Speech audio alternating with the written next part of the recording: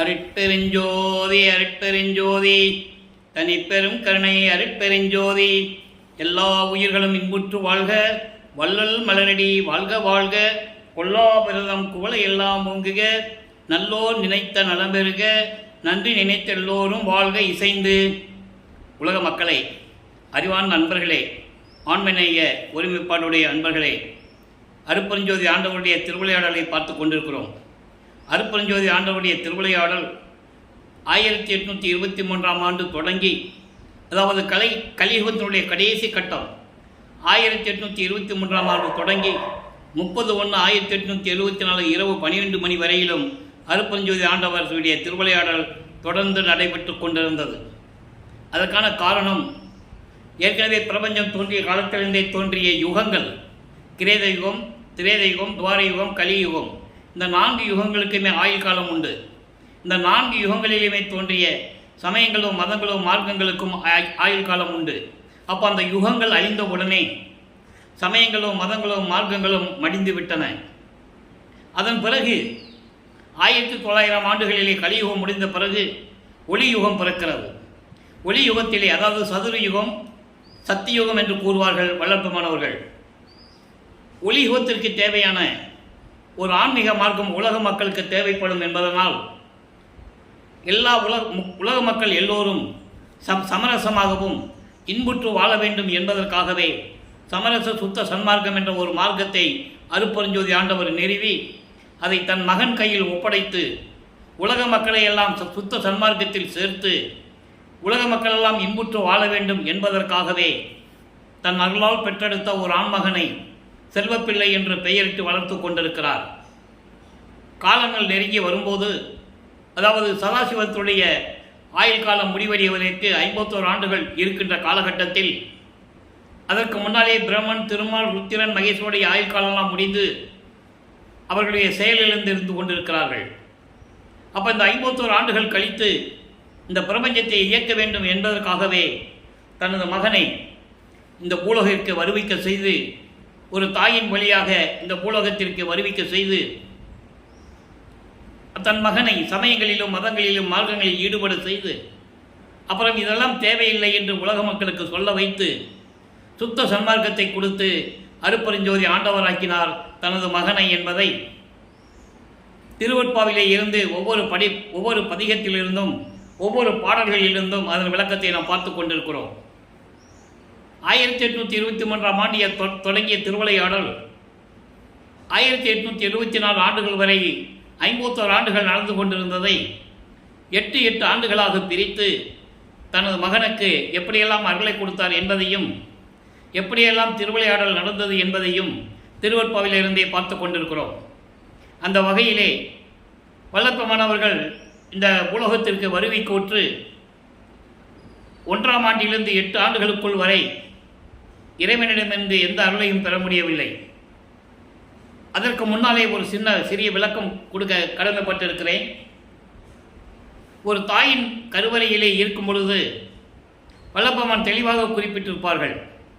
உபசாரத்தால் பெற்ற தாய் என்பால் ஒருத்தியின் கருவறையிலே நான் இருக்கும்போது, கருவறை இருட்டாக இருக்கிறது என்று நினைக்கும் போது எனது தந்தை அருட்பெருஞ்சோதி ஆண்டவர் ஒளிகாட்டினார் என்பதையும், பசி எடுக்கிறது என்று கூறும் பொழுது எனது தந்தை அருளமுறம் ஊட்டினார் என்பதையும், உடம்பு புழுக்கமாக இருக்கிறதே, காற்று வரவில்லையே என்று கூறும்போது அமுத காற்று வீசியதையும், எப்படியெல்லாம் இறைவனுடைய திருவிளையாடல் அந்த தாயின் கருவறையிலே இருக்கும்போது நடந்தது என்பதையெல்லாம் நாம் பார்த்து விட்டோம். அதன் பிறகு 5 மாத குழந்தையாக இருக்கும்போது நமது குழந்தை இறைவனை, பிள்ளை பெருமானை அங்கே சிதம்பரத்துக்கு அழைத்து சென்ற போது அங்கே அருட்பெருஞ்சோதி ஆண்டவர் எப்படி சிவரகசியத்தை காட்டினார் என்பதையும், சிதம்பர ரகசியத்தை காட்டினார் என்பதையும், சிதம்பரம் என்பது சுத்த சிவஞான வெளி, அருட்பெருஞ்சோதி என்று பொருள். அப்போ எப்படியெல்லாம் காட்டினார் என்பதையும் பாடல்களிலே கூறியதை நாம் பார்த்து விட்டோம். ஏற்கனவே நான் கூறியது போல அன்பர்களே, இங்கு கூறக்கூடிய விளக்கங்கள் அத்தனையுமே திருவொற்பாவில் பாடல்களிலிருந்து கூறப்பட்ட விளக்கங்கள் என்பதை மறுமுறையும் நான் சொல்ல கடமைப்பட்டிருக்கிறேன். ஆக 1ஆம் ஆண்டிலிருந்து 8 ஆண்டுகள் வரைக்கும் எந்த விதமான அருளை கொடுக்காத இறைவன் 9வது ஆண்டில், நல்ல கவனிக்கணும், இப்போ வல்லப்பெருமான் அவர்களுக்கு சுத்த சன்மார்க்கம் இருக்கிறது தெரியாது, அருட்பெருஞ்சோதி ஆண்டவர் இருக்கிறது தெரியாது.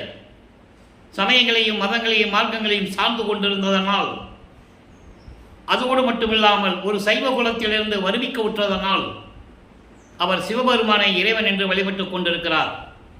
சிவபெருமான் சைவ சமயத்தின் தலைவன். சிவபெருமான் பல பெயர்களிலே திருவிளையாடல் செய்ததில் எல்லாம் திருவுட்பாவிலே நமக்கு அருளி இருக்கிறார்கள். அதையும் நாம் பார்த்து கொண்டிருக்கிறோம். அப்போ இந்த வகையிலே இருக்கும்போது இவர் எப்படியெல்லாம் இறைவனை வழிபட்டார் என்பதை 9வது ஆண்டிலிருந்து நாம் பார்த்து கொண்டிருக்கிறோம். வல்லப்பெருமானர்கள் வருவிக்க உற்று 9வது ஆண்டில் தன் மகனை ஆட்கொள்வதற்காக மகன் முன் தோன்றி, மகனே, நீ என்னால் வருவிக்க உற்றவன், நீ என் மகன், இப்போது ஞானத்தை தருகிறோம், பெற்றுக்கொள், மற்ற அருள்களை எல்லாம் முன்பருவம் பின்பருவம் காட்டி அவ்வப்போது உனக்கு அருள் செய்வேன் என்று கூறி மறைந்து விடுகிறார். அதன் பிறகு இவருக்கு மறைப்பு நிலை ஏற்படுகிறது. மறைப்பு நிலை என்பது இதற்கு முன்னால் நடந்ததெல்லாம் அவருக்கு தெரியாது. இந்த ஒரு தாயின் கருவறையில் இருந்தது, அதுக்கப்புறம் 5 மாத குழந்தைகளை சிவரகசியத்தை காட்டியதெல்லாம் சுத்த சன்மார்க்கத்தை பெற்ற பிறகுதான் கூறுவார் என்பதை இங்கே நான் சொல்ல கடமைப்பட்டிருக்கிறேன். அப்போது ஒன்றுமே தெரியாது அவருக்கு. சமயங்களும் மதங்களும் மார்க்கங்களும் சூழ்ந்திருந்த காலகட்டங்களில் இவரும் வருவிக்க உற்றதனால், சைவ குலத்திலிருந்து வருவிக்க உற்றதனால், அதனால் ஏற்பட்ட சொந்தங்கள், வருவிக்க உற்றதனால் இவருக்கு ஏற்பட்ட சொந்தங்கள், இவருக்கென்று சொந்த பந்தம் எதுவுமே கிடையாது. இவர் ஒவ்வொரு யுகத்திலையும் இருந்தவர், இறைவனிடமே இருந்தவர், அதாவது அவருடைய மகனாகவே இருந்தவர் என்பதை திருவுட்பாவிலே தெளிவாக நமக்கு அருளியிருக்கிறார்கள். யாரும் மறுக்க முடியாது, ஆதாரங்கள் உண்டு. அப்போ இந்த நிலைகளில் இருக்கும்போது ஞானத்தை கொடுத்து விட்டு மறைந்து விடுகிறார் இறைவன். அதன் பிறகு சிவபெருமான் தான் இறைவன் என்று கருதி அவரை எப்படியெல்லாம் நமச்சிவாய, ஓம் சிவாய நம, சிவசிவா, மாசிலாமணி என்று எப்படியெல்லாம் உருகி உருகி பாடினார் என்பதை தான் நாம் திருவருள் முறையீடிலே பார்த்தோம். 232 பாடல்களுடைய விளக்கங்களை நாம் பார்த்து விட்டோம். இறைவன் நமது பிள்ளை பெருமான் அவர்கள் 9வது ஆண்டிலிருந்து 12 ஆண்டுகளுக்குள் திருவருள் முறையீடு உதயமானது.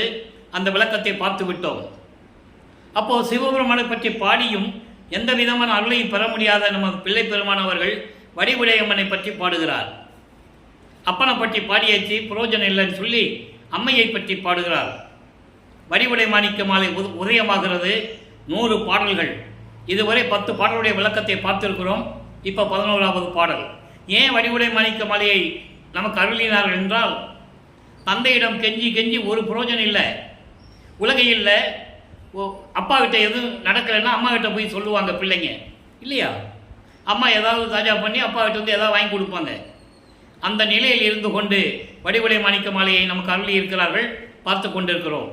இப்போ வல்லப்பமானவர்கள் 2வது எட்டில் இருந்து கொண்டிருக்கிறார், 9வது ஆண்டிலிருந்து 16 ஆண்டுகளுக்குள். இப்போ நல்லா கவனிக்கணும். 4 எனும் மறை அந்தங்கள் இன்னமும் நாடி. நான் ஏற்கனவே கூறியது போல இவர் எந்த பள்ளியிலும் பாடசாலையிலும் போய் கல்வி கற்கவில்லை, யாரையும் ஆசிரியராக ஏற்றுக்கொண்டதில்லை, யாரையும் குருவாக கூட ஏற்றுக்கொண்டதில்லை. நல்லா கவனிச்சுக்கிட்டே வரணும். அப்போ இதெல்லாம் எப்படி கிடைச்சதுன்னா, இறைவன் ஞானத்தை கொடுத்து விட்டு மறைந்து விடுகிறார். அப்போ இவர் பாடல்களை பாடியிருக்கிறார்கள். 4 என்னும் மறை, 4 மறைகள், 4 வேதங்கள், ரிக்வேதம், யசுர்வேதம், சாமவேதம், அதர்வண வேதம். அந்தங்கள் 6 அந்தங்கள், கலாந்தம், யோகாந்தம், போதாந்தம், நாதாந்தம், வேதாந்தம், சித்தாந்தம். நீங்கள் அகவல்ல பின்னால் வரும்போது ரொம்ப தெளிவாக நமக்கு சொல்லியிருப்பார். அதை நம்ம பின்னால் பார்க்க போகிறோம். இந்த 6 அந்தங்களும் 4 வேதங்களும் இன்னமும் நாடி, இன்னமும் தேடி தேடி விரும்பி என்னை போல வருந்த. நல்லா கவனிக்கணும். வடிவிட அம்மா கிட்ட சொல்கிறாங்க பிள்ளை பெருமானவர்கள், இந்த 4 திருமுறை, 4 வேதங்களும் 6 அந்தங்களும் இன்னமும் தேடி தேடி தேடி விரும்பி என்னை போல வருந்த. இறைவனால் என் தந்தையால் நான் வருவிக்க உற்று இந்த பூலோகத்தில் எப்படி வருந்து கொண்டிருக்கிறேன், வேதங்களும் அந்தங்களும் எப்படியெல்லாம் வருந்துகிறதோ அதுபோல நானும் வரிந்து கொண்டிருக்க வெளியிலும் ஒளியாய், வெளிகளிலே ஒளியாய் ஒற்றி புண்ணியர்தம் பாலே இருந்த நின்னை, திருவொற்றியூர் இறைவனிடமிருந்து இடது பக்கத்தில் அமர்ந்திருக்கின்ற உன்னை தங்கையாக பகரப்பெற்ற மாலே. அதாவது திருமாலுக்கு தங்கையாக சொல்லப்பட்ட, திருமாலுக்கு தங்கையாக சொல்லப்பட்ட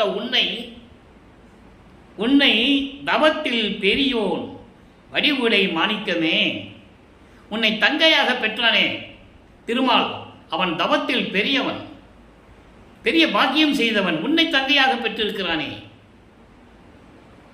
அப்படிப்பட்ட நீ நான் தந்தையால் வருவிக்க உற்று இவ்வளவு தூரம் வருந்தி கொண்டிருக்கிறேன் இந்த பூலோகத்தில், எனக்கு அருள்வாயாக, தந்தையிடம் முறையிட்டு பார்த்தேன், நீ எனக்கு அருள்வாயாக வடிவுடை மாணிக்கமே என்று சொல்லி இந்த பாடலை நமக்கு அள்ளியிருக்கிறார்கள்.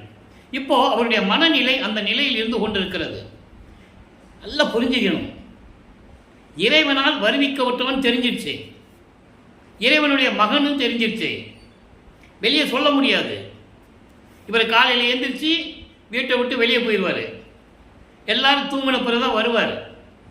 அப்போ உலகியல்ல என்ன சொல்லுவாங்க, இந்த ராமலிங்கம் எங்கே போகிறான்னு தெரியல, காலையில் எந்திரிச்சு போயிடுறான், எங்கே சாப்பிட்றான், எங்கே படுக்கிறான், எங்கே தூங்குறான், என்ன பண்ணுறான், பள்ளிக்கூடத்துக்கும் போக மாட்டேன்றான், எதையும் கற்றுக்க விட மாட்டேன்றான், அப்படி வருத்தப்பட செய்வாங்கள்ல. அதுபோல அவர்கள் இவர் வந்தவுடனே அவர்கள் பேச்சுகிற பேச்சுக்கள், ஏளனங்கள், அவமானங்கள் எல்லாவற்றையும் தாங்கி கொண்டிருக்கிறார். அப்போ அவர் மனநிலை எப்படி இருந்திருக்கிறது என்பதை நீங்கள் புரிந்து கொள்ள வேண்டும். இறைவனால் வருவிக்கப்பட்ட ஒரு பிள்ளை எந்த அருளை கொடுக்க வராமல் திருவிளையாடல் செய்து கொண்டு மகனை ஏமாற்றி கொண்டிருக்கிறார். ஏனென்றால் மகனை பக்குவப்படுத்த வேண்டும், சமயங்களிலும் மதங்களிலும் மார்க்கங்களிலும் இருக்க செய்து அதிலே மூழ்க செய்து பக்குவப்படுத்த வேண்டும், பக்குவப்படுத்தி சுத்த சன்மார்க்கத்தை தர வேண்டும், அதன் பிறகு உலக மக்களுக்கு சொல்ல வேண்டும். இதுதான் கான்செப்ட். அப்போ இந்த நிலையில் இருக்கும்போது வடிவுடைமனை பற்றி பாடியாச்சு. இப்போ 13வது வயதில் இந்த ஞானம் பெற்ற பிறகு 13வது வயதில் முதலாக சென்னையிலே ஏழுகணர் பகுதியில் இருக்கின்ற வீரசாமி முதலியார் தெருவிலிருந்து, அங்கே தான் ஒரு வீடு, அவங்க வாழ்ந்த வீடு அங்கே தான் இருக்குது. இவர் தோன்றும் துணையாக இருந்தவர்.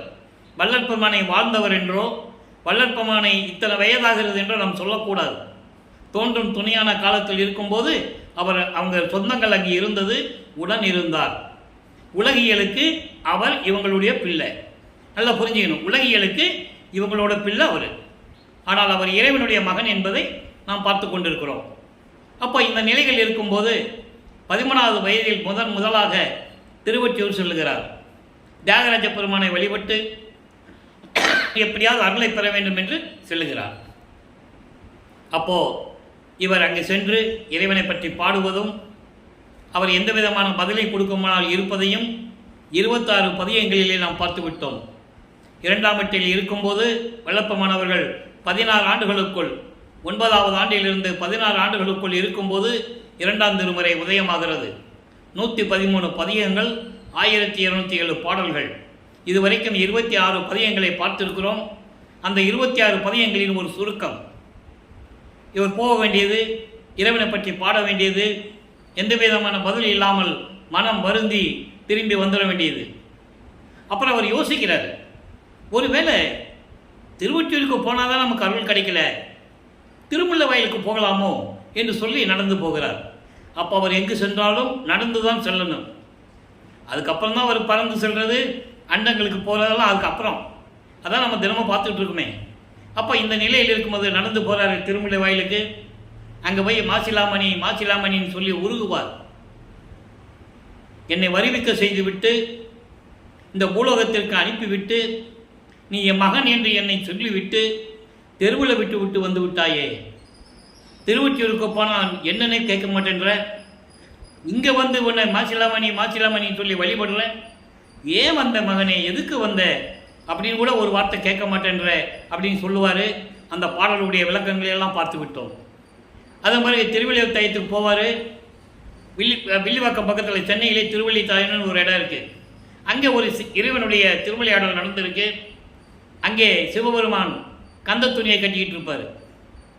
இவர் போய் நீ எனக்கு ஒரு துணியை கூட நானும் கட்டிக்கிட்டு இருக்கேன், உலக மக்கள்லாம் சொல்லட்டும், அப்பனும் பிள்ளையும் சேர்ந்து கட்டிக்கிறதுக்கு துணி இல்லாமல் கந்த துணியை கட்டிக்கிட்டு பிச்சைக்காரன் இடத்துல இருக்கலாம் அப்படின்னு சொல்லட்டுமே அப்படின்லாம் சொல்லுவார். பெத்த பிள்ளையை தெருவில் விட்டுட்டான்னு சொல்ல போகிறாங்க. அந்த இழிச்சொல்லையும் பழி சொல்லையும் நீ வாங்கிக்காத, அதுக்கெல்லாம் ஆளாகாத, விரைவில் வந்து எனக்கு அருளை கொடுக்கணும்னு சொல்லுவார். அதன் பதியங்களெல்லாம் பார்த்து விட்டோம். இப்போது வடிவுட மாணிக்கமாலே இப்போ நமக்கு அருளி இருக்கிறார், அதை பார்த்துக்கிட்டு இருக்கோம். அதில் எழுத்தறியும் பெருமான் மாலை பதிகம் 20 என்ற பதிகத்திலிருந்து நாம் பார்த்துக்கிட்டு இருக்கிறோம். 11வது பாடல்.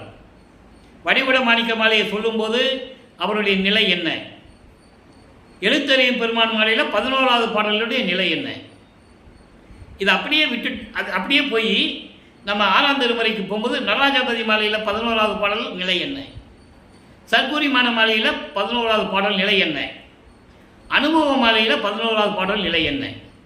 உங்கள் அந்த வேறுபாடுகள் உங்களுக்கு கரெக்டாக தெரியும் உங்களுக்கு. ஏன்னா ஒவ்வொரு காலகட்டத்திலையும் அவர் எப்படி அருளை பெற்றார் என்பதை ஒவ்வொரு பாடல்லையும் இருக்குது. இப்போ எழுத்தறியும் பெருமான் மாலை பாருங்கள். மன்றினிடை நடம் செய்யும் மாணிக்க மாமலையே, வென்றி மழு கையுடைய வித்தகனே, என்றென்றும் கன்றின் அயர்ந்து அழும் என் கண்ணீர் துடைத்து அருள் என்று வருவாய் ஐயா எழுத்தறியும் பெருமானே. எழுத்தறியும் பெருமானே என்பது எல்லாம் அறிந்த இறைவன். உலகியலில் சொல்லுவோம்ல, யார் யார் தலையெழுத்து யார் யாரை தெரிஞ்சுக்க முடியும், உன் தலையெழுத்துன்னு யாருக்குன்னு தெரியணும் அப்படின்னு சொல்லுவாங்கள்ல. அப்போ அந்த தலையெழுத்தை அறிந்தவன் யார்? இறைவன்.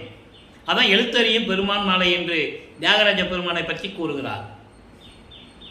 நல்லா கவனிக்கணும். சமயங்களிலும் மதங்களிலும் மார்க்கங்களில் இருக்கும்போது சிவபெருமான் தான் கடவுள்னு சொல்லி சிவபெருமானை வர்ணனை செய்து கொண்டிருப்பார். சுத்த சன்மார்க்கத்தை பெற்ற பிறகு அருப்பெருஞ்சோதி ஆண்டவர் தான் இறைவன். சிவபெருமான் சொல்லும்போது என்ன சொல்லுவார்? தலையில் கங்கை, பிறைச்சந்திரனை சூடி இருக்கிறவர், கழுத்தில் பாம்பு வச்சுக்கிட்டு இருக்கிறவர் எல்லாம் சொல்லுவார். அது சைவ சமயத்தின் தலைவனாகிய சிவபெருமானின் அடையாளம், சைவ சமயத்தின் அடையாளம். சுத்த சன்மார்க்கத்துக்கு எந்த அடையாளமும் கிடையாது. அது அந்த விளக்கத்தை இன்னைக்கு நம்ம பார்க்க போகிறோம். நல்ல கவனிங்க.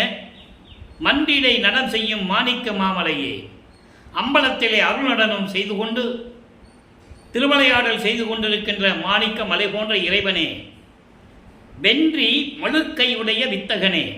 வென்றி மழுக்கை என்பது, மழு என்பது ஆயுதம். பரசு என்ற ஆயுதத்தை உடையவன் சிவபெருமான். அது உலகத்தையே அழிக்கக்கூடியது, அவ்வளவு வலிமை உடையது.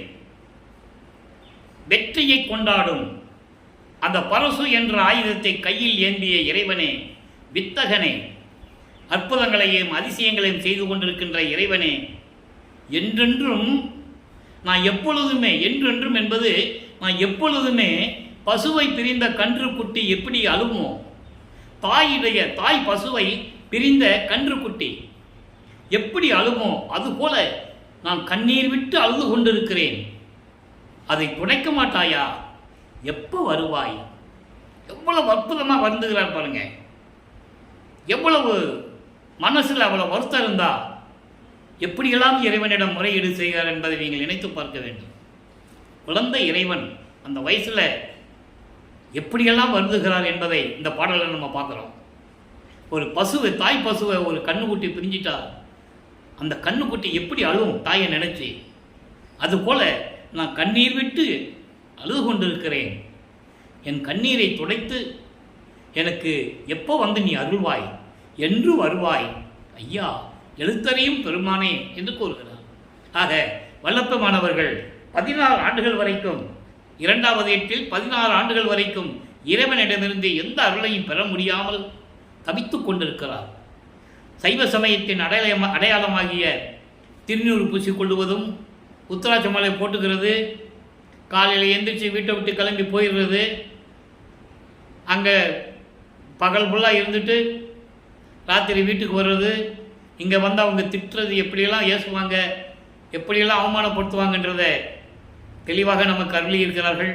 அதை பார்த்து கொண்டிருக்கிறோம். ஆக வல்லப்பமானவர்கள் 16 ஆண்டுகள் வரைக்கும் இறைவனிடமிருந்து எந்த அருளையும் பெற முடியாமல் தவித்து கொண்டிருக்கிறார். அதன் பிறகு 17வது ஆண்டு தொடக்கத்திலிருந்து 24வது ஆண்டுகளுக்குள், அதாவது 3வது எட்டில் அடியெடுத்து வைக்கிறார். அப்போ அந்த 17வது ஆண்டிலிருந்து 24 ஆண்டுகளுக்குள், அந்த 8 ஆண்டுகளுக்குள் என்ன நடந்தது? 3ஆம் திருமுறை உருவாகிறது. 19 பதிகங்கள், 235 பாடல்கள், அத்தனையும் நாம் பார்த்து விட்டோம். அப்போ அந்த 19 பதிகங்களின் ஒரு சுருக்கம். இப்போ நிலைகள் மாறுகிறது. இப்போ தியாகராஜ பெருமானை பற்றி பாடிட்டு அங்கே இருப்பார், தெருவில் நின்று நேராக பார்த்துட்டு இருப்பார். அங்கே மூலஸ்தானத்தில் இவருக்கு காட்சி கொடுப்பார். இவர் மனசு ரொம்ப சந்தோஷப்படும். காட்சி கொடுத்துட்டாரு, எப்படியாவது வந்து அருளை கொடுப்பாருன்னு சொல்லுவார். நினச்சிக்கிட்டே இருக்கும்போது மறைஞ்சிடுவார், நினச்சிக்கிட்டு இருக்கும்போதே மறைஞ்சிடுவார். இப்படியே நடந்துக்கிட்டு இருக்குன்னு சொல்லி தன்னுடைய மன வருத்தத்தை, மன ஏக்கத்தை நாரையையும் கிளிகளையும் கூப்பிட்டு தூது அனுப்புவார். நாரையும் கிளியும் நாட்டூரும் தூது என்ற பதிகத்திலே 10 பாடல்களையும் பார்த்து விட்டோம். எந்த பலனும் இல்லை. அதன் பிறகு உலகில் போவாங்கள்ல, குடும்பத்தில் ரொம்ப கஷ்டமாக இருக்குது, பிள்ளைகளுக்கு திருமணம் செய்யணும், ஒன்றுமே நடக்க மாட்டேன்னு சொன்னால் என்ன போவாங்க? குறி கேட்க போவாங்க, ஜோசியம் கேட்க போவாங்க. அதே போல் இவரும் ஒரு குறைச்சி பெண்ணிடம் போய் குறி கேட்க போவார், ஜோசியம் கேட்க போவார். எந்த விதமான பலனும் இல்லை. இறுதியாக 19வது பதிகத்தில் காதல் மாட்சி என்ற பதிகத்திலே இவருடைய காதலை, இறைவன் மீது எவ்வளெல்லாம் பற்று கொண்டுள்ளார் என்ற நிலையை ஒவ்வொரு பாடலிலும் கூறியதையும், இவரை பார்த்து சிவபெருமான் திருவழியாக ஓடியதையும் எல்லாம் பார்த்துருக்கிறோம். போய் நிற்பார். இப்போ காட்சி கொடுத்துட்டு அப்படியே வருவார், மகனை நோக்கி வருவார். இவருக்கு ரொம்ப சந்தோஷம். அப்பா, 24 வருஷம் நம்ம கஷ்டப்பட்டுட்டோம், இப்போயாவது அருளை கொடுக்க வராரேன்னு சொல்லி சந்தோஷப்பட்டு இருக்கும்போது பக்கத்தில் வந்து கன்னத்தை கிள்ளி கொஞ்சி விளையாண்டுட்டு, மகனேன்னு சொல்லி கன்னத்தை கிள்ளிட்டு அப்படியே யூன்டர்ன் எடுத்து தெருவழியாக ஓடுவார். சிவபெருமான் ஓடுவார், தியாகராஜ பெருமான். இவர் பின்னாலேயே ஓடுவார். ஒக்க ஓடினாலும் ஓட்டத்தை பிடிக்க ஒண்ணாதே, அவர் ஓட்டத்தை பிடிக்க ஒண்ணாதே என்று கூறுவார். நானும் தொடர்ந்து பின்னால் ஓடுறேன், முடியலையே. ஏனால் அங்கே அப்பொழுது வல்லப்பு மாணவர்களுக்கு பறக்கும் சக்தியோ, அண்டங்களை கடந்து போகிற சக்தியோ அப்போ கிடையாது. தத்துவ சித்திகள்லாம் அப்போ கிடையாது அவருக்கு. இப்போ இந்த நிலைகள் இருக்கும்போது சிவபெருமான் இவரை பார்த்து திருவழியாக ஓடுறாரு. அதோடு அந்த 3ஆம் திருமுறை முடிவடைகிறது. அப்போ வல்லப்பமானவர்கள் 24 ஆண்டுகளை கடந்து விட்டார். அதுக்கடுத்து 4வது எட்டில் அடியெடுத்து வைக்கிறார். 4ஆம் திருமுறை உருவாகிறது. 25வது ஆண்டிலிருந்து 32 ஆண்டுகளுக்குள் என்ன நடந்தது என்பதை 4ஆம் திருமுறையில் இருக்கின்ற 8 பதிகங்களிலும் 197 பாடல்கள், அத்தனை விளக்கத்தையும் பார்த்து விட்டோம். மொத்தம் 12 பதிகங்கள். ஏற்கனவே நான் கூறியது போல பின்னால் இருக்கின்ற அந்த 4 பதிகங்களும் சைவ சமய புறவர்களை பற்றி பாடியது. திருநாவுக்கரசர், திருஞான சம்பந்தர், சுந்தரர், மாணிக்கவாசகர் ஏன் பாடினார்னா அதுக்கு விளக்கத்தையும் நான் சொல்லிட்டேன். அவர்களை பற்றி பாடியதனால் அவர்களுக்கு கீழ் இவர் இருக்கிறார் என்று சமயங்களையும் மதங்களையும் மார்க்கங்களையும் சார்ந்தவர்கள் கூறிக்கொண்டிருக்கிறார்கள். அப்படி அல்ல என்பதற்கு நான் விளக்கம் கொடுத்திருக்கிறேன். அந்த காலகட்டங்களில் சைவ சமயத்திற்கு எதிர்ப்பு பயங்கரமாக இருந்ததனால் சமணர்கள் எல்லாம் சைவர்களை தீயிட்டு கொளித்து கொண்டிருந்தார்கள், மற்ற மதங்களை சேர்ந்தவர்களையும் கொளித்து கொண்டிருந்தார்கள்.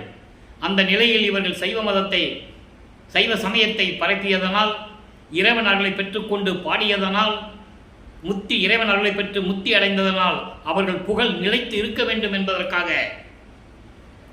4ஆம் திருமுறையிலே ஆளுக்கு 10 பாட்டு பாடி 4ஆம் திருமுறையை முடித்திருப்பார்கள் நமது பிள்ளை பெருமானவர்கள். மாணிக்கவாசகர் மேலே கொஞ்சம் அளவு கடந்த பற்று, அதனால் அவருக்கு மட்டும் 11 பாட்டு. ஆகையினால் இந்த 4ஆம் திருமுறையிலே முடிவடையும் போது வல்லப்பெருமானவர்கள் 25வது ஆண்டு தொடக்கத்தில் இருந்து 32 ஆண்டுகளுக்குள் இருந்து கொண்டிருக்கிறார். அப்போ 27வது ஆண்டில் உலகிலே இருக்கின்ற முறைப்படி இவர் வருவிக்க விட்டதனால் ஏற்பட்ட சொந்தங்கள், எப்படியாவது இதுக்கு திருமணம் பண்ணணும், கல்யாணம் பண்ணி வைக்கணும், கால்கட்டு போடணும்னு சொல்லுவாங்க. அப்போயாவது இவன் திருந்துவானான்னு பார்க்கலாம். வீட்டில் தங்க மாட்டேன்றான் ராமலிங்கம், எங்கே போகிறான்னு தெரியல, சிவபெருமான் சொல்லிட்டு அழிஞ்சிக்கிட்டு இருக்கான், இவன் வாழ்க்கை எப்படி போகுமான்னு தெரியல, ஒரு கால்கட்டு போட்டால் நல்லா இருப்பான்னு சொல்லி திருமணம் பண்ணணும்னு சொல்லும்போது இவர் எனக்கு இல்லற வாழ்க்கையில் இஷ்டம் இல்லைன்னு சொல்கிறாரு. அவங்க கேட்கல, எப்படி பண்ணி தான் ஆகணும்னு சொல்கிறாங்க. இப்போது வல்லப்பமானவர்களுக்கு சுத்த சன்மார்க்கம் இருக்கிறது தெரியும், அருப்பஞ்சோதி ஆண்டவன் தான் தெரியும். ஆனால் 4ஆம் திருமுறையை சூட்சமாக தான் சொல்லுவார். நல்லா நீங்கள் புரிஞ்சுக்கணும். சுத்த சன்மார்க்கத்தை வாங்கினதுக்கு அப்புறம் தான் சொல்லுவார். அது வரைக்கும் அதை சொல்ல மாட்டார், ஆனால் தெரியும்.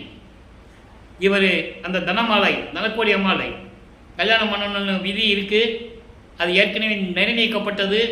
அதனால தான் இந்த திருமணம் நடக்குது. அதனால தான் அந்த அம்மா வந்து இவர் வரிமிக்க உற்ற அந்த குடும்பத்திலே வந்து அந்த அம்மா வந்து பிறக்கிறாங்க. அதனால் இவர் அந்த பெண்ணுக்கு தாய்மாமனாகிறார், முறை மாமனாகிறார். ஆக திருமணம் ஏற்பாடுகள் நடந்து கொண்டிருக்கிறது. அந்த திருமண நிகழ்ச்சியிலே பிரமன், திருமால், ருத்திரன் போன்ற வானவர்களும், சப்தர்கள், சக்திகள், இந்திரன் போன்ற தேவர்களும் எல்லாம் வாழ்த்த அங்கு அமர்ந்து இருக்கிறார்கள். பாடல்களை தெளிவாக நமக்கு அருளி இருக்கிறார்கள். அதனுடைய விளக்கத்தையெல்லாம் நாம் பார்த்து விட்டோம்.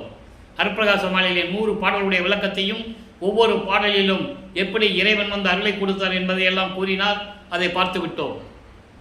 இப்போ திருமணத்தை முடித்த பிறகு அந்த அம்மாவிற்கு மோட்ச வீட்டை காட்டிவிட்டு உலகப்பற்றை துறக்கிறார்.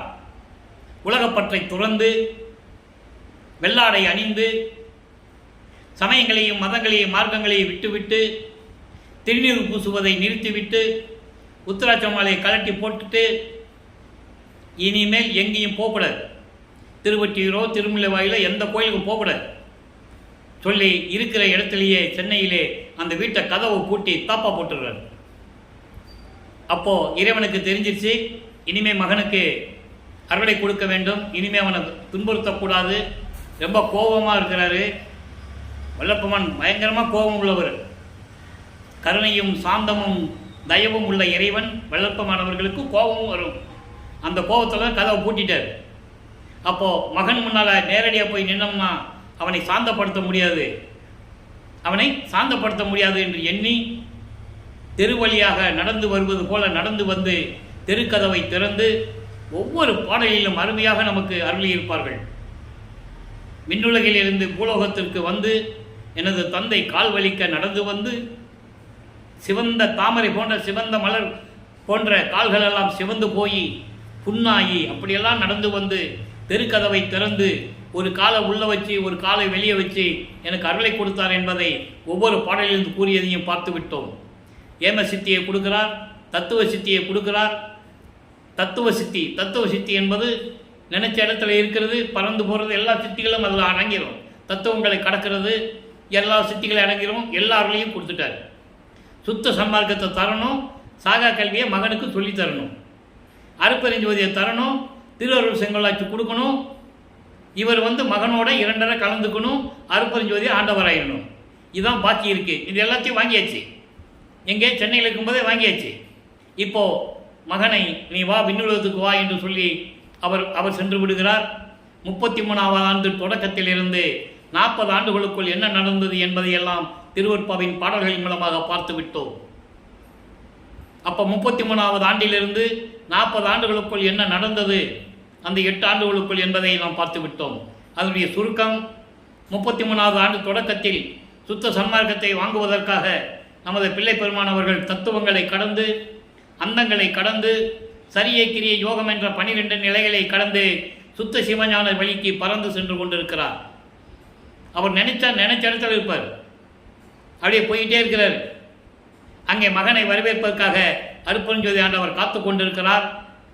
மகனை வருக வருக என்று சொல்லி வரவேற்று இந்த ஆடைகளை எல்லாம் கலைந்துவிட்டு புனித நீராடி அணிகளெல்லாம் அணிந்து சபலம் செய்தென்று கூட சொல்லுவார். ஒரு பாடலிலே சேவிங் பண்ணிட்டுவான்னு சொல்லுவார். அருமையான பாடலாம் இருக்குது. அப்போ இப்படியெல்லாம் செய்து புனித நீராடி மங்கள கோலத்துடன் ஆடை அணிந்து மங்கள கோலத்துடன் வருவாயாக என்று சொல்லி மகனை வரவேற்று அந்த கோலத்திலே சிங்காசனத்திலே அமர வைத்து, அங்கே சத்தியஞான சபை இருக்கிறது, பொற்சபை சிற்சபையோடு கூடிய சத்தியஞான சபை. அந்த சபையை தான் அதே வடிவத்திலே இங்கே நமக்கு அருளி இருக்கிறார்கள் வல்லப்பெருமானவர்கள். அந்த விளக்கத்தை நம்ம பின்னால் பார்க்க போகிறோம். இறைவனுக்கு 8 குணங்கள் உண்டு. அதுதான் எண்கோண வடிவிலே அமைக்கப்பட்டது. அப்போ இந்த நிலையில் இருக்கும்போது அங்கே மகனை வரவேற்று சிங்காசனத்திலே அமர வைத்து சுத்த சன்மார்க்கத்தை கொடுக்கிறார். தெளிவாக பாடலிலே கூறியிருக்கிறார்கள். அதனுடைய விளக்கங்களெல்லாம் நம்ம ஏற்கனவே பார்த்து விட்டோம். இன்னும் அனுபவ மாலையிலே பார்க்க போகிறோம். அந்த நிலைகள்லாம் வரப்போகுது.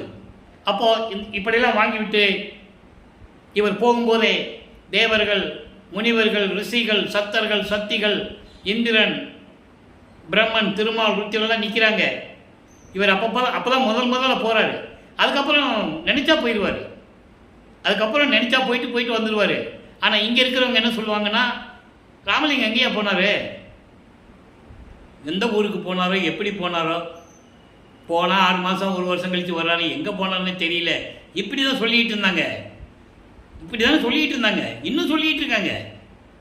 அவர் நினச்சா அங்கே போயிடுவார், அப்பாவை பார்க்க போவார். அங்கே எப்படியெல்லாம் செயலாற்றுகிறார்கள், பிரபஞ்சத்தை எப்படி இயக்கிறது, ஏன்னா 5 தொழில் இப்போ அவர் தான் செஞ்சிகிட்டு இருக்காரு.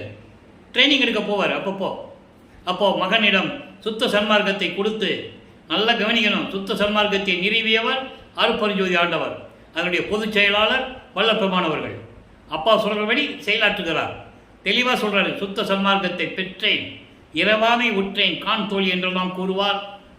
என்னை அனைத்து சமயங்களையும் மதங்களையும் மார்க்கங்களையும் நீக்கிவிட்டு என்னை தூக்கிவிட்டு மேலேற்றி எனக்கு சுத்த சன்மார்க்கத்தை கொடுத்தாயே என்றெல்லாம் கூறுவார். நல்லா கவனிச்சுக்கணும். நீங்கள் இவர் சுத்த சன்மார்க்கத்தை ஏற்படுத்தினாரு, ஏதோ அரசியல் கட்சியை ஏற்படுத்துற மாதிரிலாம் பேசிகிட்டு இருக்காங்க. அது இல்லை. தந்தையிடமிருந்து பெற்றவர், தந்தையிடமிருந்து பெற்று தந்தை சொல்படி செயலாற்றி கொண்டிருப்பவர். இவர் இறைவனுடைய மகன் என்பதை நான் பதிவு செய்ய கடமைப்பட்டிருக்கிறேன். அப்போ இந்த நிலையில் இருக்கும்போது, மகனே உனக்கு எல்லாம் கொடுத்தாய் விட்டது, இன்னும் ஆண்டுகள் இருக்கிறது, இன்னும் 11 ஆண்டுகள் இருக்கிறது,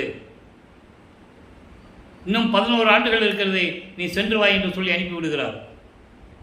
அப்போது அந்த நிலையில் இருக்கும்போது அதாவது 33வது ஆண்டில் அங்கே போகிறாரு. 18 ஆண்டுகள் இருக்கிறது. 51வது ஆண்டில் தான் அவர் இறைவனாகிறார்.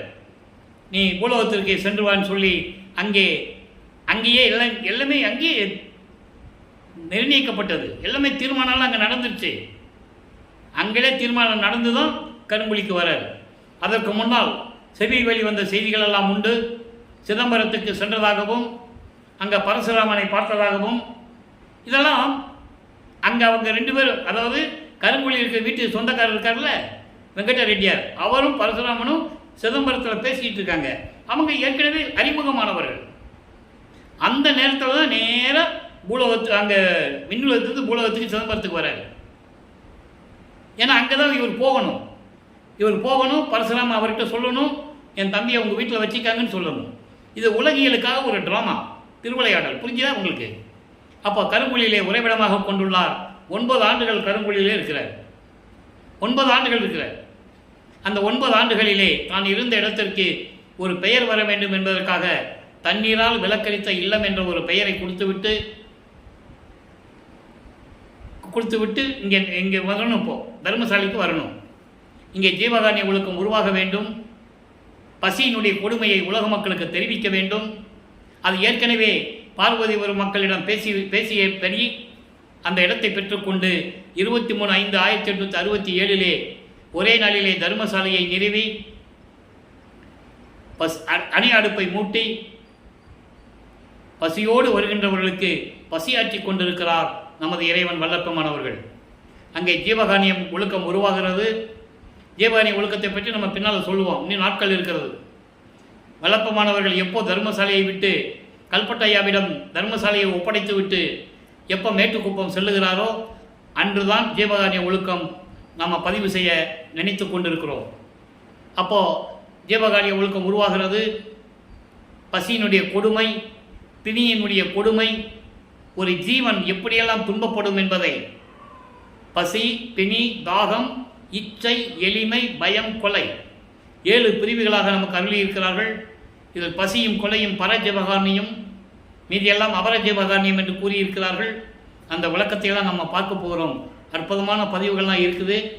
இதற்கிடையில் 1869ஆம் ஆண்டு நீதிமன்றத்திலே வழக்கு ஆறுமுக நாவலர் எப்படியெல்லாம் வழக்கு தொடுத்தார் என்பதையும், நீதிமன்றம் நீதிபதிக்கு இவர் காட்சி கொடுத்தது, நீதிபதி பார்த்தது, எல்லா விவரங்களையும் விளக்கங்களையும் நாம் அளித்து விட்டோம்.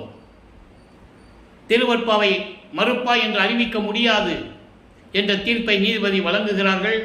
அதை பெற்றுக்கொண்டு வல்லப்பெருமான் அவர்கள் தர்மசாலைக்கு வந்து அமர்ந்து கொண்டிருக்கிறார்கள். அப்போது உத்தரஞான சிதம்பர மாலை உருவாகிறது. உத்தரஞ சிதம்பர மாலையிலே என்னென்ன பாடல்கள் எப்படியெல்லாம் இருந்தது என்பதையெல்லாம் பார்த்து விட்டோம். அவங்க அப்பா மகன்கிட்ட என்ன சொல்கிறாரு, மகன் எப்படியெல்லாம் செயலாற்றுகிறார், இந்த பெருவழியை எப்படி கைப்பற்றுவது, இங்கே எப்படி சத்தியஞான சபையை அமைப்பது என்ற சூட்சமத்தை எல்லாம் பாடல்களிலே கூறியிருக்கிறார்கள். அப்போ அருட்பெருஞ்ஞானவர் சொல்லுவார் மகன்கிட்ட, மகனே உன்னை ஏமாற்றுவாங்க, நான் சுத்த சன்மார்க்கத்தில் இருக்கிறேன்னு சொல்லி சமயங்களையும் மதங்களையும் மார்க்கங்களையும் நெறியை பின்பற்றி கொண்டு வருவார்கள். ஒத்தாரையும் இழிந்தாரையும் நேர்கண்டு உவக்க சொல்லுவார், தெளிவாக சொல்லுவார். உன்னை ஏமாற்றுவாங்க, ஏமாந்தவங்களுக்கு அருளை கொடுத்துடாதே, பார்த்து செய். தெளிவாக இருக்க பாடல்களில் இது ஏன் சொன்னார்னா, சுத்த சன்மார்க்கத்துக்கென்று நெறிமுறைகள் இருக்கிறது, அதை பின்பற்ற வேண்டும். நான் நடராஜன் கோயிலுக்கு போயிட்டு வந்தேன், சிதம்பரத்துக்கு போயிட்டு வந்தேன் அப்படின்னு பெருமையாக பேசிட்டுலாம் இங்கே வரக்கூடாது. நடராஜன் வேறு, அருட்பெருஞ்ஞானவர் வேறு என்பதை திருவருட்பாவிலே தெளிவாக நமக்கு அருளியிருக்கிறார்கள். அதை இன்றைக்கி நம்ம பார்த்துக்கிட்டு தான் இருக்கோம். நடராஜபதி மாலையிலையும் சர்க்குரி மாலையிலையும் பார்க்க போகிறோம், தினமும் பார்த்துக்கிட்டு இருக்கோம். நல்ல விளக்கத்தை பார்த்துக்கங்க. இப்போது 6ஆம் திருமுறை உருவாகிறது. அதாவது வள்ளல் பெருமான் 41வது ஆண்டிலிருந்து 48 ஆண்டுகளுக்குள் இருக்கும்போது அந்த 8 ஆண்டுகளிலே என்னென்ன நடந்தது என்பதை பார்த்து கொண்டிருக்கிறோம். அதெல்லாம் நம்ம ஏற்கனவே முடிச்சுட்டு வந்துட்டோம். 5-8 முடிச்சிட்டோம், 8 40. இப்போ 41வது ஆண்டிலிருந்து 48 ஆண்டுகளுக்குள்ளே பார்த்துக்கிட்டு இருக்கோம். இப்போது நடராஜபதி மாலை உருவாகிறது.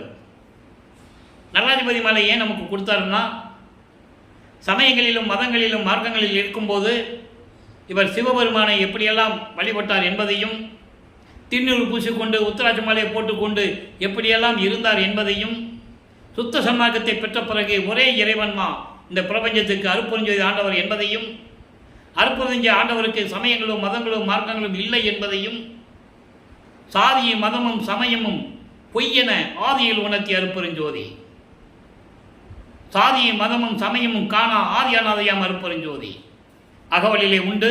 அப்படிப்பட்ட இறைவன்தான் அருட்பெருஞ்சோதி ஆண்டவர் என்பதையும், அவருடைய நிலையையும் உலக மக்களுக்கு எப்படி தெரிவிக்கிறார் என்பதையும், இறைவன் எப்படியெல்லாம் திருவிளையாடல் செய்து இவரை ஆட்கொண்டு அருளை கொடுத்தார் என்பதையும் இப்போ நடராஜபதி மாலையிலே பார்த்து கொண்டிருக்கிறோம். முதலிலே பஞ்சபூதங்களிலே இறைவன் எப்படி இருந்தார் என்பதை பார்த்து விட்டோம். நிலம், நீர், நெருப்பு, காற்று, ஆகாயம் எல்லாவற்றையும் பார்த்தாச்சு. இன்னைக்கு 11வது பாடல், இறைவன் எந்தெந்த நிலையில் இருக்கிறார் சொல்லிட்டு இவர் எந்த நிலையில் இருக்கிறார் என்பதை கூறுகிறார். என்று இரவி தன்னிலே, இரவினா சூரியன், இரவி தன்னிலே, இரவி சொரூபத்திலே, இயல் உருவிலே, அருவிலே, ஏறிட்ட சுடரிலே, சுடரின் உள் சுடரிலே, அதை ஜோதியில் ஜோதின்னு சொல்லுவார். எரி ஆதவத்திரளிலே, அதாவது அருளோடு கூடிய எரியும் பிளம்பு நெருப்பு போன்று இருக்கின்றவர். அப்படியிலே ஒன்றி ரவி ஒளியிலே, ஓங்கு ஒளியின் ஒளியிலே, ஒளியின் ஒளி நடுவிலே, ஜோதியில் ஜோதி. அதை தான் இவ்வளவு விளக்கமாக கொடுக்கிறார். அதாவது என்றும் சூரியனின் ஒளியிலும், என்றும் சூரியனின் ஒளியிலும். சூரியனுக்கு ஒளி எப்படி கிடைக்கிறது? அருட்பெருஞ்சோதி ஆண்டவரால் கிடைக்கிறது என்பதை நாம் ஏற்கனவே பார்த்து விட்டோம். அதனால் விளக்கங்கள்லாம் பாடலாம் நம்ம சொல்லியாச்சு. தெளிவாக சொல்லுவார். அண்டங்களிலே அகம்னா அக்கினி, அகப்புறம்னா சூரியன், புறம்னா சந்திரன், புறப்புறம் நட்சத்திரங்கள். அதை தான் இப்போ இங்கே சொல்லிட்டு இருக்கிறார். ரவியினுடைய சொரூபத்திலே அவனுடைய ஒளியிலும் இயற்கை உண்மையின் விளக்கமாகவும் உருவமாகவும் அருவமாகவும் பரிபூரணமான ஒளியில் ஜோதியில் ஜோதியாகவும் அருளோடு கூடிய எரியும் பிளம்பிலே, அது அக்கினி. அக்கினியை சொல்றாரு, அகத்தை சொல்றாரு, அகப்புறம் சொல்றாரு, புறம் சொல்றாரு, புறப்புறம் சொல்றாரு. இது அண்டங்களிலே உண்டு. பிண்டங்களிலே அகம் என்பது ஆன்மா, அகப்புறம் என்பது ஜீவன், புறம் என்பது ஐம்பொறிகள், கண், காது, வாக்கு, கண், காது, மூக்கு, வாய், மெய். இது புறப்புறங்கள் அந்த கரணங்கள், மனம், சித்தி, புத்தி, அகங்காரம். இப்போ பிண்டங்களில் சொல்றாரு இறைவனுடைய நிலை எப்படி இருக்கிறது? சூரியனுடைய ஒளியிலும் அவனுடைய ரூபத்திலும் உருவமாகவும் அருவமாகவும் இயற்கை உண்மையின் விளக்கமாகவும் பரிபூரணமான ஒளியிலும் ஒளியில் ஒளியிலும் ஜோதியில் ஜோதியும் அருளோடு கூடிய எரியும் பிளம்பு போன்றவாகவும் எல்லாம் ஒன்று சேர்ந்து ஒன்றி எல்லாம் ஒன்று சேர்ந்து ரவி ஒளியிலே சூரியனுடைய ஒளியிலே அதனுடைய ஓங்கும் ஒளியின் ஒளியிலே விளங்கிக் கொண்டிருக்கின்ற இறைவனே அருட்பெருஞ்சோதியே என்று கூறுகிறார். அதுக்கப்புறம் சொல்றார் பாருங்க, ஒன்றாகி நன்றாகி நின்று ஆடுகின்ற அருள் ஒளியே. எல்லாமும் பரிபூரணமாக இருந்து கொண்டு நிலைவேறுடைய நிலையாக இருந்து கொண்டு திருவிளையாடல் செய்து கொண்டு அருள் நடனம் செய்து கொண்டிருக்கின்ற இறைவனே, அப்படிப்பட்ட இறைவனே அருள் ஒளியே என் உற்ற துணையே. முதல்ல இறைவனை பற்றி சொல்றாரு, இறைவனுடைய திருவிளையாடலை சொல்றாரு, இறைவனுடைய நிலையை சொல்றாரு. அதுக்கப்புறம் என் உற்ற துணையே சொல்லிட்டு தெளிவாக சொல்றாரு பாருங்க. இந்த வரி தான் ரொம்ப முக்கியமான வரி. அன்று இரவில் வந்து எனக்கு அருள் ஒளி அளித்த என் ஐயனே அரசனே. அன்று என்று சமயங்களையும் மதங்களையும் மார்க்கங்களையும் விட்டு வெளியே வந்தார்ல 32வது ஆண்டில் 4வது எட்டின் முடிவில் இரவுல வந்தார்னு சொல்றாங்க. 100 பாடல்கள் அற்புத பாடல் 100 பாடல்ல இரவுல வந்து எப்படி வந்தார் சொல்றாங்கல்ல, அதை இங்கே குறிப்பிடுகிறார். அன்று இரவில் 32வது ஆண்டில் நான் வருவிக்க விட்டு 32 ஆண்டுகள் வரையில் நான் பட்ட பாடு, இந்த படியிலே இந்த பூமியிலே நான் பட்ட பாடு எல்லாருக்கும் தெரியும் சொல்லுவார். மெய்யர்கள் வியப்பில் இருக்கும். 12 ஆண்டு தொடங்கி இற்றைய பகல் வரை இந்த படியில் இந்த பூலோகத்தில் நான் பட்ட பாடு நினைக்கில் மலையும் உருகுமே இரும்பும் கரையுமே இப்படிலாம் சொல்லுவார். அதை இங்கே சொல்றாரு. அன்று இரவில் வந்து எனக்கு அருள் ஒளி அளித்த என் ஐயனே 32வது ஆண்டு முடிவில் சமயங்களையும் மதங்களையும் மார்க்கங்களையும் துறந்த பிறகு நீ வந்து எனக்கு அருள் ஒளி கொடுத்தாயே என் ஐயனே அரசனே என் அறிவனே அமுதனே கண்ணே இன்பனே அப்பனே அருளாளனே. எப்படி சொல்றாரு பாருங்க. சமயங்களிலும் மதங்களில் இருக்கும்போது சிவபெருமானை பற்றி சொல்லுவார். தலையில் கங்கையை வச்சுட்டு இருக்கான், திரை சந்தனம் சூடியை வச்சுட்டு இருக்காப்புல, கழுத்தில் பாம்பு போட்டுருக்கிறாப்புல, எல்லாம் சொல்லுவார்ல. அப்போது இறைவன் யார் என்றதை சுத்த சமாகத்தை பற்றி சொல்கிறாரு. இங்கே நமச்சிவான் சொல்ல மாட்டார், சிவசிவான் சொல்ல மாட்டார். ஒன்றிலே அருட்பெருஞ்சோதி தான். ஐயனே அப்பனே அரசனை இப்படி தான் கூப்பிடுவார். இன்பனே நண்பனே துன்றிய என் உயிருக்கு இனியனே. துன்றிய என்பது என்னோடு கலந்த உயிருக்கு இனியவனே தனியனே. தனியன் என்னன்னா சுத்த சன்மார்க்க ஒப்பற்ற தலைவனே, யாருக்கும் நிகரில்லாத இறைவன்.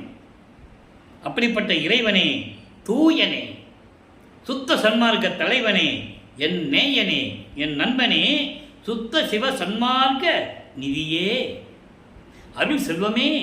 அடுத்து சொல்றார் பாருங்க, அருட்பெருஞ்சோதி நடராஜ பதியே. ஏன்னா இவங்க நடராஜனும் அருட்பெருஞ்சோதியும் ஒன்று பேசிட்டு இருப்பாங்க, இன்னும் பேசிட்டு இருக்காங்க. அதை இங்கே சொல்றாரு, அருட்பெருஞ்சோதி நடராஜ பதியே. அது வேற இது வேற, எல்லாம் ஒன்றானா. நீங்கள் அங்கே போய் சிதம்பரத்தில் போய் நீங்கள் மகாமந்திரம் சொல்ல முடியுமா? முடியாது. இல்லை தீட்சிதர்கள் வடலூருக்கு வர முடியுமா? வரமாட்டாங்க. பிறகு எப்படி ஒன்றாகும்? நீங்கள் தெளிவாக இருக்கணும். அதுக்காக தான் இந்த பாடலை கொடுத்துருக்கிறாரு. சுத்த சன்மார்க்கம் வேற, நடராஜன் வேற, அருட்பெருஞ்சோதி வேற. அங்கே சுத்த சன்மார்க்கத்தில் இருந்துட்டு அங்கே போகணும்னு அவசியம் இல்லை. சமயங்களையும் மதங்களையும் மார்க்கங்களையும் சேர்ந்தவர்கள் போகலாம். அது அவங்களுடைய சுதந்திரம் சொல்லிட்டாரு. என்னைக்கு திரிஞ்சு வர்றாங்களோ அன்னைக்கு வரட்டும். அவங்க திண்ணூர் பூசிக்கிட்டோம், நாமம் போட்டுக்கிட்டோம், என்ன வேணால் பண்ணிக்கிட்டோம். ஆனால் சுத்த சன்மார்க்கத்தில் இருக்கிறவர்கள் இப்படி தான் இருக்கணும் அப்படின்னு சொல்கிறார். இப்போ பாருங்கள், சர்க்குரிமணி மாலையில் பார்க்க போகிறோம். அடுத்த பதியம் சர்க்குரிமணி மாலை 11வது பாடல். எல்லாமே ஒரு கனெக்ஷன் உண்டு. 1ஆம் திருமுறையில் வடிவிட மாணிக்க மாலை, 2ஆம் திருமுறையில் எழுத்தறியும் பெருமான் மாலை, 3ஆம் திருமுறை எல்லாம் பார்த்துட்டோம். 4ஆம் திருமுறையில் பெண்டிங்கில் இருக்குது. பிரசாத மாலையும் பத்தி மாலையும் இருக்குது, அது பின்னால் வரும். 6ஆம் திருமுறைக்கு வரும்போது நடராஜபதி மாலை, சர்க்குருமணி மாலை, அனுபவ மாலை. ஒவ்வொரு பாடலுக்கும் ஒரு தொடர்பு உண்டு. ஏன்னா இவர் சமயங்களிலும் மதங்களையும் மார்க்கங்களையும் விட்டுட்டு வெளியே வர்றாருல்ல, அப்போ உலக மக்களுக்கு சொல்லணும்ல. காரணம் இது புரி காரியம், காரணம் இது புரி காரியம், இது மேல் காரண காரிய கரு இது பலவாய் ஆரணம் ஆகமம் இவை விரித்து உரைத்து அளந்திடும் நீ அவை அளந்திடன் மகனே. இந்த வேதங்களும், ஆரணம் என்பது வேதங்கள், ரிக்கு வேதம், யசுர் வேதம், சாம வேதம், இந்த வேதங்களும் ஆகமங்கள் 28 நூல்கள். இவங்கெல்லாம் கதை அளக்குமா, பொய் பொய்யா சொல்லும், கதை அளந்து கொண்டிருக்கிறது. நீ நல்ல கவனி, நீ கவனின்னு சொல்றாரு. நீ அளந்திடன் மகனே, நீ தெரிந்து கொள், உடனே அவர்களை பற்றி தெரிந்து கொள். எப்படி? காரணம் என்றால் ஒரு நோக்கம், காரியம் என்பது செயல்பாடுகள். காரணம் இருந்தால் தான் செயல்பாடு இருக்கும். புரியுது உங்களுக்கு? ஏதோ ஒரு நோக்கத்துக்கு செயல்படணும். அப்போது இந்த ஆரணம், வேதங்களும் ஆகமங்களும் அதனுடைய நோக்கமும் அதனுடைய செயல்பாடுகளும், காரண காரியங்களுடைய கரு, நோக்கமும் செயலும் இப்படியெல்லாம் எப்படி இருக்கணும்னா, இது பலவாக கதை அளந்து கொண்டிருக்கிறது, கற்பனையாக சொல்லிக் கொண்டிருக்கிறது என்று சொல்லுகிறார். விரித்து உரைத்தை அளந்திடும். ரொம்ப விரிவாகலாம் சொல்லிட்டு இருக்கோம். அதெல்லாம் அதை நீ கேட்காத. நீ அவை அளந்திடன் மகனே, நீ உடனே அவர்களை தெரிந்து கொள். இந்த வேதங்களை பற்றியும் ஆகமங்கள் எல்லாம் எப்படி கதை அளக்குது, எப்படி கற்பனையாக பேசிகிட்டு இருக்கு, கற்பனையான செய்திகளை எப்படி சொல்லிக்கிட்டு இருக்கு, அதனுடைய நோக்கங்களையும் அவர்களுடைய செயல்களையும் நீ தெரிந்து கொள். எப்படி மகனுக்கு சொல்லிக் கொடுக்கிறார் பாருங்க. நீ தெரிந்து கொள். அதோடு மட்டுமல்லமா பின்னால் சொல்றார் பாருங்க, பூரண நிலை அனுபவம் உரில் கனமாம் பொழுதினில் அரிதி எப்பொருளும் நிலைகளுமே தாரணிதனில். இது ஒரே வரி, விளக்கம் பாருங்க. அதாவது உனக்கு பூரண அனுபவ நிலை, பூரண அருள் அனுபவ நிலை கிடைச்சிருச்சுன்னா இதெல்லாம் ஒரு நொடி பொழுது உனக்கு தெரிஞ்சிடும்.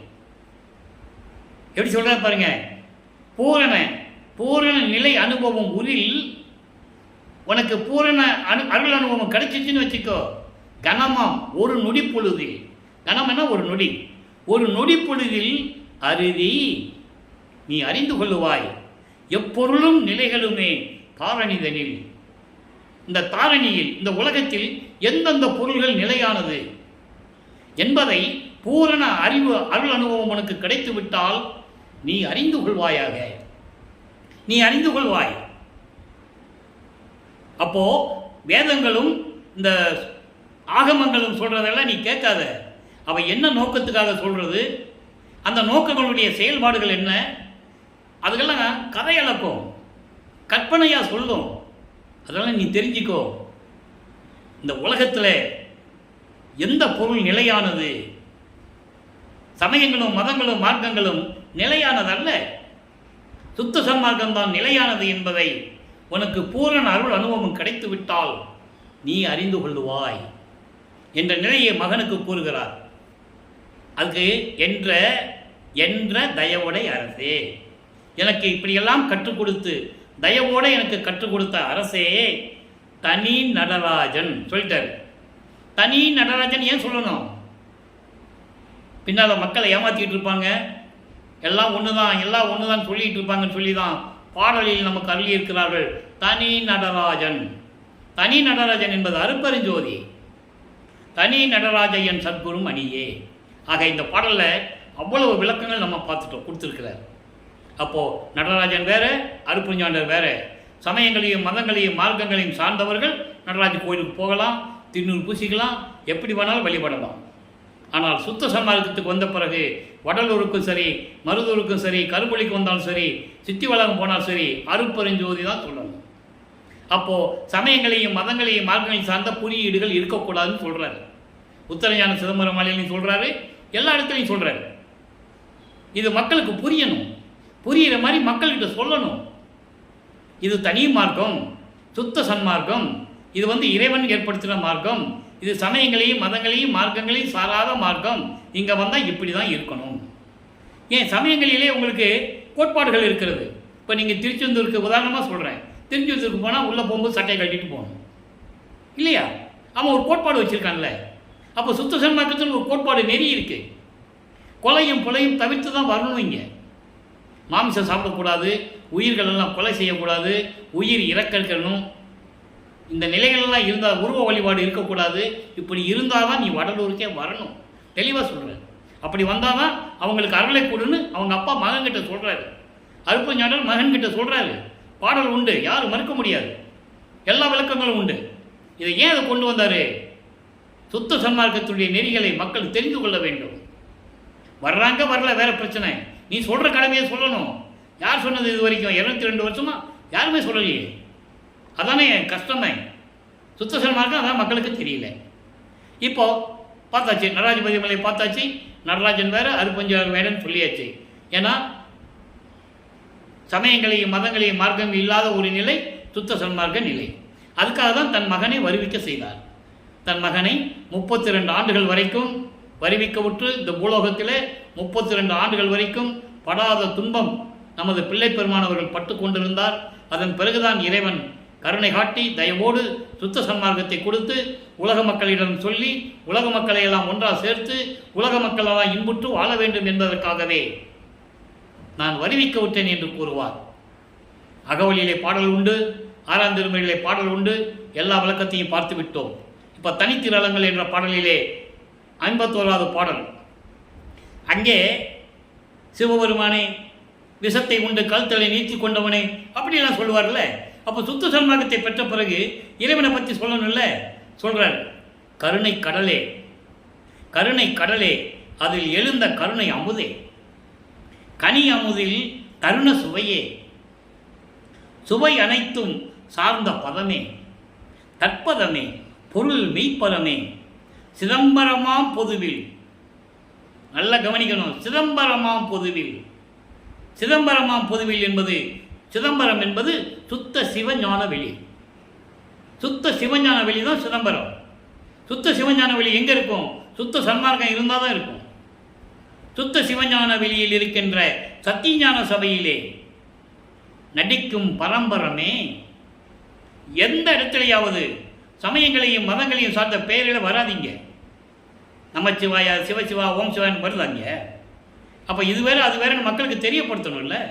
பரம்பரமே பரம்பரமே என்பது பரம்பரமே என்பது வேகாக்கால் உடைய நிலை. பரமே என்பது போகா புனல். பராபரமே என்பது சாகாத நிலை, சாகாத நிலை, சாகாத்தலை. அதான் சொல்வார், பரமே பரம்பரமே பராபரமே என்று சொல்லுவார். அப்போ அந்த நிலையில் இருக்கின்ற இறைவனே தெருள் மெய் கருத்தில் கலந்து என்னையும் சித்தி நிலைகள் தெரித்து அருளே. எல்லா அருள் பக்குவத்தையும் என் உள்ளத்தில் கொடுத்து உள்ளத்தில் கலந்து என்னையும் சித்தி நிலையில். சித்தி நிலைக்கு யாருமே வந்ததில்லை. 6ஆம் திருமுறையிலே 62வது பதிகம் 64வது பதிகம் திருவுந்தியார் பதிகத்திலே 10வது பாடலிலே கூறுவார், எல்லாமே முத்தியோடு போனவர்கள். நான் தான் அதுக்கப்புறம் சித்தி என்ற ஒரு நிலை இருக்கிறது, ஞான சித்தி என்ற ஒரு நிலை இருக்கிறது என்று நான் பெற்றேன் என்று கூறுவார். முத்தி நிலையை பெற்றேன், அதற்கு மேல் ஞான சித்தியை உற்றேன். சித்தன் ஆனேன் என்று உந்தி போற. சித்தன்னா நான் கடவுளாயிட்டேன்னு சொல்றாரு. மக்கள்கிட்ட சொல்லணும், வளர்ப்பமான் கடவுள்னு சொல்லணும். இதுவரைக்கும் 202 ஆண்டு வருஷமாக வர வரிவிக்கு விட்டதுலேருந்து வரிக்கு விட்டதுன்னே சொல்ல மாட்டாங்க. பிறந்தாரு அவதரித்தார்னு சொல்லுவாங்க. வரிவிக்கு விட்டவர் என்றால் அவருக்கு பிறப்பு இறப்பு இல்லாமல் இருக்கிறவர், ஒவ்வொரு யுகத்திலையும் இருந்தவர். இறைவனுடைய மகன் தான் வருவிக்க விட்டவன், இறைவனால் வருவிக்க விட்டவன். அப்போ அந்த நிலையில் இருக்கும்போது அவர் என்ன சொல்லுவாங்கன்னா, தமிழ் துறவிப்பவர், ஒரு சீர்திருத்தவாதி, பாடலாசிரியர், கதையாசிரியர், வசனகர்த்தா, இப்படி அவரை சொல்லி சொல்லி ஒரு வட்டத்துக்குள்ளே நிப்பாட்டிட்டாங்க. அவரை எதிர்த்து பேசுறதுக்கு ஆள் இல்லை, எதிர்த்து கருத்தை சொல்றதுக்கு ஆள் இல்லை. அதனால அவர் ஒரு வட்டத்துக்குள்ளே நிறுத்தினாங்க. அப்படி இல்லைன்றது இங்கே சொல்றார், இந்த பாட்டில் சொல்றார். அதை நீங்கள் புரிஞ்சுக்கணும். என்னோடு கலந்து என்னையும் சித்தி நிலைகள் தெரித்து அருளை, எல்லா நிலையும் எனக்கு சொல்லுன்னு சொல்றாரு. அடுத்து மெய்யல் வியப்பு. நல்லா கவனிச்சுட்டவங்க, நேரம் கடந்து கொண்டு இருக்கிறது. மெய்யல் வியப்பில் 23வது பாடல். கருணாநிதி, தயவும் கருணையும் உள்ள அருள் செல்வமான இறைவனை நிந்தனை காண கண்கள் துடிக்குதே.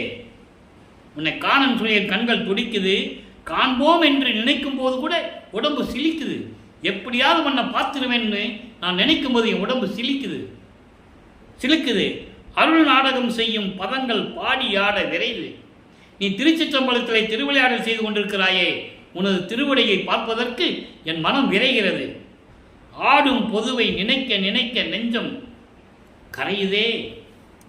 உன்னுடைய திருஞான சத்தியஞான சபையை, திருச்சிற்றம்பலத்தில் இருக்கின்ற சத்தியஞான சபையை நினைக்கும் போது என் மனம் மகிழ்ச்சி அடைகிறது என்று கூறுகிறார். அடுத்து 147 பதிகம் அனுபவ மாலை 11வது பாடல். நல்ல கவனிங்க. இந்த பாடலிலே தன்னை மனைவியாகவும் இறைவனை கணவனாகவும், தன்னை தலைவியாகவும் இறைவனை தலைவனாகவும் வர்ணனை செய்து ஒரு தோழியிடம் சொல்லுவது போல தனது அருள் தன்மையை, அருள் விளக்கத்தை இந்த உலக மக்களுக்கு சொல்லுகிறார். மன்று திருச்சபை நடுவே வயங்கும் நடம்பொறியும் மணவாளர் திருமேனி வண்ணம் கண்டு வந்தேன். அண்டர்லைன், கண்டு வந்தேன். எங்க கண்டு வந்தேன்னு என்ன அர்த்தம்? நான் அண்டங்களை விட்டு போனேன். சுத்த சிவஞானிய வெளியில் இருக்கின்ற என் தந்தையினுடைய திருமேனியை கண்டு வந்தேன். மக்கள்கிட்ட சொல்லணும், இப்படி சொல்லணும். சொன்னாதான் அவர் அண்டங்களுக்கு போறவருன்னெல்லாம் தெரியும். அதை விட்டுட்டு மாட்டு வண்டியில் போனாரு, நடந்து போனாரு, இப்படியே சொல்லி சொல்லி அவரை ஒரு வட்டத்துக்குள்ளே நிப்பாட்டிட்டாங்க. அதுதான் இந்த வள்ளலார் முன்னுடைய ஆதங்கம். 6 திருமுறையிலும் அற்புதமாக இருக்கிறது. கண்டு வந்தேன் என் மணவாளர் திருமேனி வண்ணம், என்னுடைய இறைவன் அருட்பெருஞ்சோதி ஆண்டவருடைய திருமேனியுடைய தன்மையை நான் கண்டு வந்தேன். என்னடி இத்திருமேனி இருந்த வண்ணம் தோழி என் புகழுவேன். தோழியிடம் சொல்லுவது போல உலக மக்கள் சொல்றார். உலக மக்களே, நான் போய் அங்கே சுத்த சிவஞான வெளியிலே என் தந்தை அருட்பெருஞ்சோதி ஆண்டவருடைய திருமேனியை கண்டு வந்தேன். அந்த திருமேனி எப்படி இருக்கு தெரியுமா? வெளியே சொல்ல முடியாது. என் புகழுவேன், எப்படி சொல்லுவேன்? மதி இரவி இளங்கும் அங்கி உடனே, ஒரு சூரியனும் சந்திரனுடைய நட்சத்திரங்களுடைய ஒளிகள் எப்படி ஒன்றாக இருக்குமோ அதுபோல அங்கி உடனே ஒன்றாக சேர்ந்து எப்படி இருக்கும், அதுபோல மின்னும் ஒன்றாய் கூடியவை. அதுபோல அவர் உடம்பு தக தக தகன்னு மின்னிக் கொண்டிருக்கிறது. என் கடந்த கோடி விளங்கும் வண்ணம் என்று உரைக்குமோ அளவு கடந்த சொல்ல முடியாத அளவிற்கு இருந்தது என்று சொல்லவா? சொன்னாலும் முடியாதே, உரைப்பினும் சாலாதே, சொன்னாலும் முடியாதே, ஒப்பற்ற நிலையில் இருக்கின்றாரே. அடுத்து சொல்ற பாருங்க, அன்னவண்ணம் அன்னவண்ணம் அன்னவண்ணம் அதை முடிவும் அரைவரிதே. அன்னவண்ணம் மறைமுடியும் அரைவரிதே. இந்த வேதங்களும் சொல்ல முடியாதே அவர் எப்படிப்பட்டவர் என்று. வேதங்களும் சொல்ல முடியாது எப்படிப்பட்டவர். அதாவது அந்த தாய் உள்ளம் கொண்ட அன்னவண்ணம், அண்ணன்னா அன்னை, அந்த தாய் உள்ளம் கொண்ட இறைவனுடைய வடிவத்தை, அந்த தோற்றத்தை மறைகளாலும் சொல்ல முடியாது, வேதங்களாலும் சொல்ல முடியாதே. அந்த அருட்பெருஞ்சோதியின் வண்ணம் யார் உரைப்பார் அந்தோ? என்னை தவிர யாரால் சொல்ல முடியும்? அந்த அருட்பெருஞ்சோதியின் என் தந்தையினுடைய தோற்றத்தை அவருடைய அருள் வல்லவத்தை என்னை தவிர யாரால் சொல்ல முடியும்? உலக மக்கள் சொல்றார் தன்னுடைய அனுபவத்தை, இறைவனிடமிருந்த பெற்ற அனுபவத்தை. அனுபவமாலை என்ற பாடலில் 100 பாடல்களில் நாம் அருளியிருக்கிறார்கள். சரியை நிலை 4ம், கிரியை நிலை 4ம், தனி ஒரு யோக நிலை 4ம் தனித்தனியாக கண்டறிந்தேன். அல்வா சொல்லுவார். அதுக்கடுத்து சொல்லுவார், அந்த உயரிய சிவ ஞான நிலை 4ம் அருள் ஒளியால் ஒன்று ஒன்றாய் அறிந்தேன். இதில் சூட்சமம் என்னன்னா, அதை நம்ம பின்னால் அந்த பாடல் விளக்கத்தை பார்க்க போகிறோம். இருந்தாலும் இந்த விளக்கத்தை இப்போ சொல்ல வேண்டிய கடமை இருக்கிறது. ஏன்னா இவர் எல்லாம் கடந்து போனார்னு சொல்லணும்ல. அப்போ அதெல்லாம் நான் சரியக்கிரி யோகம் 12 நிலையில் நான் கடந்துட்டேன், எளிதாக கடந்துட்டேன், ஈஸியாக போயிட்டேன். அது ஈஸியாக போயிடுச்சு. அதுக்கு பிறகு சிவ ஞான நிலைன்னு இருக்கு. அதான் ஞான சரியை, ஞான கிரியை, ஞான யோகம், ஞானத்தில் ஞானம். இந்த 4 நிலைகளுமே அருள் ஒளியால், அருட்பெருஞ்சோதியுடைய அருள் ஒளியால் ஒன்று ஒன்றாய் அறிந்தேன். அருமையாக இருக்கும் அந்த பாடலாம். அதே போல் சொல்லுவார், கடைசியில் சொல்லுவார், பெரிய சிவ அனுபவத்தால் அந்த பாடலாம் தான் கடைசியில் வரும் அந்த வரி. பெரிய சிவ அனுபவத்தால் சுத்த சன்மார்க்கம் பெற்றேன். யார்கிட்ட இருந்து பெற்றாரு? அவர் தந்தையிடமிருந்து பெற்றார். ஆனால் எல்லாம் என்ன சொல்லிட்டு இருக்காங்க, அவர் இதை அமைச்சாரு, அதை அமைச்சாரு, இதை அமைச்சாரு. அது உலகியல் விளக்கம். நம்ம அந்த விளக்கத்துக்குள்ளே போக வேண்டாம். வல்லப்பெருமான் என்ன சொன்னார் திருவருட்பால, அதை மக்களுக்கு சொல்லணும். சுத்த சன்மார்க்கத்தை பெற்றேன், இரவாமை உற்றேன் கான் தோழி. அந்த பாடல் விளக்கத்தை நம்ம பார்க்க போகிறோம். அதுதான் சிறப்பான விளக்கம். பெற்றேன் என்றும் இரவாமை, வேதம் தவிர்த்தே என்னை இறைவன் உற்றை கலந்தான், நானும் உற்றை கலந்தேன் ஒன்றானும். தெளிவாக சொல்வார். எற்றே அடியேன் செய்த தவம் யாரே புரிந்தார். அந்த பாடல்கள்லாம் விளக்கத்தெல்லாம் நம்ம ஏற்கனவே பார்த்துட்டோம். ஆக இந்த நிலையில் இருக்கும்போது அவருடைய அனுபவங்களை, எப்படிப்பட்ட இறைவன், அவரை நான் எப்படி போய் அங்கே போய் பார்த்தேன்னு சொல்கிறாரு. மக்கள்கிட்ட சொல்லணும்ல, அப்போ தானே அவருடைய அருள் தன்மை மக்களுக்கு தெரியும். அவர் ஒரு இறைவனும் தெரியும்.